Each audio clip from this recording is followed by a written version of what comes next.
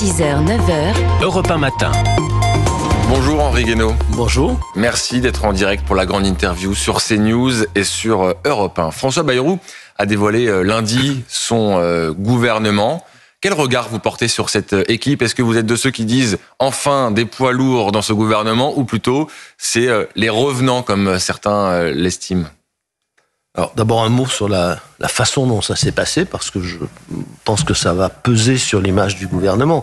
On a assisté pendant plusieurs jours à une espèce de grand marchandage entre les partis, chacun comptant le nombre de ministres qu'il allait caser dans le gouvernement. Je pense que ce spectacle, dans les circonstances actuelles, n'a pas amélioré la relation des Français à la politique et à la classe politique en général, de droite, de gauche, du centre. Voilà. Et puis deuxièmement, on aurait peut-être pu éviter de former un nouveau gouvernement un jour de deuil national. C'est une erreur, ça, d'avoir nommé ce gouvernement le jour du deuil national? Je pense que c'est une faute.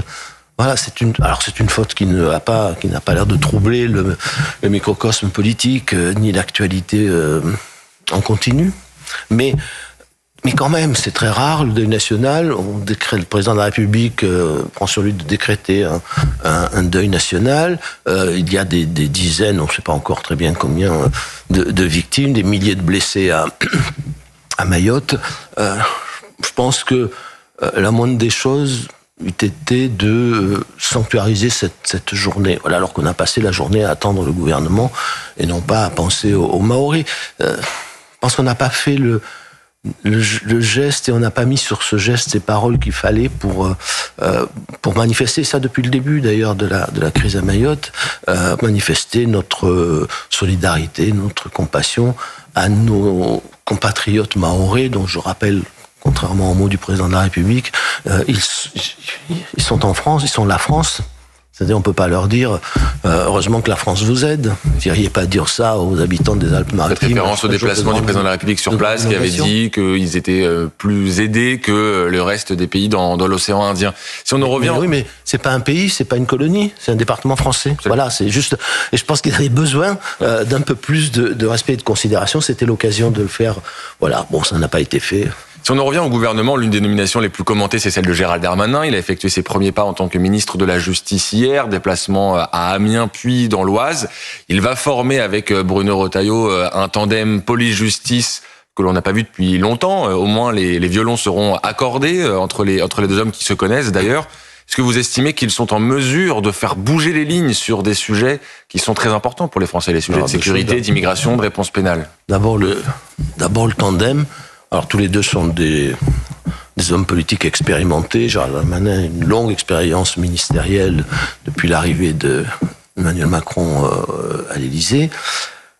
Je ne suis pas certain que c'était le meilleur endroit où le nommer. Il a pu occuper beaucoup de postes dans le gouvernement. C'était pas le meilleur endroit. Pourquoi? Parce qu'il y a quand même un problème symbolique, je trouve, à nommer l'ancien ministre de l'Intérieur, avec toutes les tensions que celui-ci a pu avoir avec la justice, avec à la fois le garde des Sceaux, les magistrats, etc. On se souvient des manifestations qu'il participait, de la police contre la justice. Alors, il faisait son travail de ministre de l'Intérieur, c'est défendre les policiers était son rôle, mais le nommer au ministère de la Justice, c'est pas forcément un message de conciliation et d'apaisement envoyé aux magistrats. Voilà. Or, moi, je suis un de ceux qui pensent que la réforme de la justice est nécessaire, que devant le caractère assez erratique,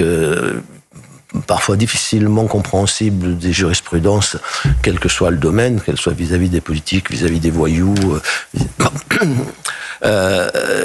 y a des réformes à faire, des décisions à prendre dans ce domaine, mais la meilleure façon d'y arriver, c'est plus dans la réflexion apaisée que dans la provocation. C'est un peu une provocation. Vous pensez que c'est une provocation, la nomination de Gérald Darmanin? Je pense que ça sera ressenti par une bonne partie de la magistrature comme une forme de provocation. Mais est-ce qu'il faut céder à une forme de chantage? Non, mais le problème, c'est que le garde des Sceaux ne dirige pas la magistrature. Ouais. Voilà, on a vu ce qu'ils ont fait à Dupond-Moretti, avec l'accusation qu'ils ont portée contre lui et qui a été jugée, j'allais dire heureusement, par la Cour de justice de la République et non par un tribunal correctionnel. Mais voilà, il suffit pas d'avoir un garde des Sceaux qui se déplace, qui fait des déclarations pour que la justice change. C'est un problème de réforme en profondeur. Et puis c'est aussi un problème de réforme, ça vaut pour les deux, de notre système juridique, de la hiérarchie des normes juridiques, savoir si la loi française doit l'emporter, au moins quand elle est postérieure aux traités et aux conventions internationales, sur les conventions internationales, les directives européennes, les jurisprudences de la Cour de justice ou pas. Or, ça n'est pas le cas. Et ça ne va pas changer là. Justement, c'est très intéressant ce que vous dites. Est-ce qu'on a encore les moyens d'agir sur un certain nombre de sujets? Vous avez parlé des instructions de l'Union européenne, des juridictions extra-nationales, enfin en tout cas qui dépendent de l'Union européenne. Est-ce qu'on a encore la possibilité d'agir sur des questions de sécurité et de fermeté, de réponse pénale? 2 exemples pour faire réfléchir tout le monde, que je répète sans arrêt, mais c'est le premier, c'est la promesse de rétablir le délit de maintien irrégulier sur le territoire. Ça n'est pas possible, ça n'est pas la peine de le promettre, ça n'est pas possible sans changer la hiérarchie des normes, parce que c'est une jurisprudence de la Cour européenne de justice que nos juridictions appliquent. Et d'ailleurs, ce délit a été supprimé du droit français parce qu'il n'était plus ni appliqué ni applicable par nos juridictions. Voilà, donc on ne va pas le rétablir avec une simple loi. Bon. Deuxièmement, par exemple, le refoulement aux frontières, c'est un principe qui a été exclu par l'Union européenne. D'ailleurs, Madame Meloni s'y est heurtée aussi quand elle a voulu les envoyer en Albanie des milliers de réfugiés. Et donc, ça n'est pas la peine non plus de promettre ça par une simple loi, par des textes législatifs, encore moins par des circulaires. Donc, il faut changer notre Constitution si nous voulons sortir de ce qui est, à mes yeux, une des causes de la crise profonde de la démocratie que nous traversons. Parce qu'on est empêché par des décisions qui ne sont pas du ressort de nos dirigeants, c'est ça qu'il faut expliquer. Ils ne sont pas du ressort de nos dirigeants parce que personne ne veut changer les choses. C'est-à-dire, par exemple, nous n'avons jamais signé un traité dans lequel il était écrit ratifié un traité dans lequel il était écrit que la loi française était inférieure, dans tous les cas, aux conventions internationales et aux textes européens. Bon. Mais c'est une jurisprudence de la Cour de justice. Pendant des décennies, jusqu'en 1975 pour la Cour de cassation et jusqu'en 1989 pour le Conseil d'État, la loi française l'emportait dans leur jurisprudence quand elle était postérieure au traité. Bon.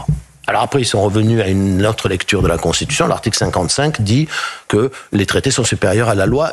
Cet article a été écrit dans un contexte radicalement différent. Le droit international n'avait pas du tout la même prégnance sur le droit interne. Bon, mais maintenant, il faut changer. Et ça, c'est une question de volonté politique, à condition d'en avoir débattu avec les Français, d'avoir un mandat et de passer, il faudra certainement passer par un référendum. Donc là, vous voyez le courage politique qu'il faut. Il faut pouvoir aller à la télévision, s'adresser aux Français et leur dire, voilà, je vais utiliser l'article 11, procédure utilisée pour changer la Constitution en 62 par le général de Gaulle et même en 69 pour le référendum de 69.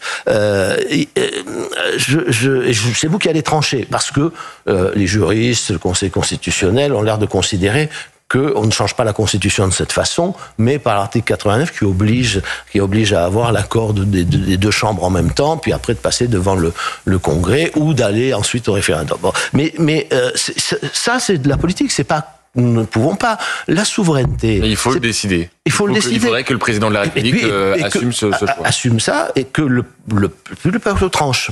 Voilà, avec tous les enjeux en matière de construction européenne que cela représente. Mais si vous ne faites pas ça, il n'y a plus de responsabilité politique, il n'y a que des gens qui vous disent la veille des élections je vais changer ou qui se promènent partout en disant vous allez voir ce que vous allez voir et qui ensuite vous disent j'y peux rien. Se heurtent au même problème. Voilà. Donc plus de responsabilité politique d'abord et deuxièmement les élections ne servent plus à rien ou plus à grand chose. Et ça, il faut que ça s'arrête. Voilà, il faut que ça s'arrête, mais il faut le faire dans un climat apaisé, en respectant un certain nombre de règles, et demander au peuple de trancher. La souveraineté, c'est le droit imprescriptible pour un peuple de dire non. Voilà, c'est quelque chose qui ne s'abandonne pas, mais auquel mais on peut renoncer à l'exercer. C'est ce que nous avons fait. Est-ce que nous continuons à renoncer à l'exercer, c'est-à-dire à être maître de notre destin par la voie de la démocratie? J'aimerais qu'on revienne sur les conditions dans lesquelles François Bayrou a été nommé à Matignon. On a beaucoup raconté le bras de fer qu'il l'a opposé au président de la République. Certains décrivent aujourd'hui le chef de l'État comme isolé, comme ayant un peu perdu la main sur son deuxième mandat. Si vous deviez le conseiller, le président de la République, qu'est-ce que vous lui diriez aujourd'hui pour justement tenter peut-être de reprendre un peu la main sur ce quinquennat? Alors d'abord, je me garderais bien d'être le conseiller d'Emmanuel Macron. Je pense que ses conseillers ont beaucoup de difficultés à le conseiller parce que c'est quelqu'un qui décide par lui-même en fonction, sans à le voir gouverner, de ses propres intuitions. Donc, je crois qu'il ne reprendra pas la main. Voilà, je pense qu'il n'y a pas de... il ne reprendra pas la main. Tout ce qu'il peut faire, c'est le mieux possible, exercer les prérogatives qui sont les siennes dans la situation actuelle. Et vous savez, par exemple, on paye aujourd'hui le fait que le nouveau Front populaire étant arrivé en tête en nombre de sièges, il n'est pas nommé tout de suite après les élections un candidat venu de leur rang qui aurait été renversé qui aurait fait un gouvernement renversé par l'Assemblée sans doute très très vite, mais qui aurait levé cette hypothèque. Bon, pour ne pas l'avoir fait, maintenant, on est toujours en face de cette critique d'illégitimité. Alors, illégitimité d'ailleurs qui se pose pour tous les gouvernements qui se succèdent, puisqu'ils n'ont pas la légitimité des urnes, ils n'ont pas de mandat, ils ne peuvent pas continuer de se comporter comme des gouvernements comme les autres. Bon, la légitimité, il faut la construire avec l'opinion. C'est difficile, hein, et c'est plus long, plus compliqué, que la légitimité du vote. Encore même celle-ci ne dure pas très très longtemps face aux épreuves que les gouvernements rencontrent dans la situation actuelle de notre société et du monde. Mais voilà, je crois qu'aujourd'hui, il faut qu'il laisse le gouvernement gouverner, que la question, elle est entre les mains du gouvernement, de l'Assemblée, d'un président qui ne doit pas gêner l'action gouvernementale en rien, même pas par ses déclarations. Et quand certains estiment qu'il doit partir, doit quitter l'Élysée, qu'est-ce que vous en pensez? D'abord, je pense qu'il ne partira que sous la pression. Et que s'il partait sous la pression, ça en serait fini de la fonction présidentielle dans la Ve République. En fait, tout bout à bout, et ça en couronnement, ce serait la fin de la Ve République. Ce serait exactement ce qui s'est passé au début de la Troisième République. Vous savez, les lois constitutionnelles de la Troisième République donnaient des pouvoirs considérables au président de la République, y compris le pouvoir de dissoudre. Et puis, il y a eu le 16 mai 1877, qui arrive au terme d'une crise institutionnelle, parce que il y a un président de la République de droite, le maréchal de MacMahon, et puis une chambre qui est élue très à gauche. Bon. Et on connaît le mot de Gambetta, le président doit se soumettre ou se démettre, et ça a fini par la défaite du président. Et après, il n'y a plus eu de président de la République qui puisse faire autre chose qu'inaugurer les chrysanthèmes pendant toute la Troisième République. Il faut pas que ça... Enfin, à mon sens, il ne faudrait pas que ça arrive.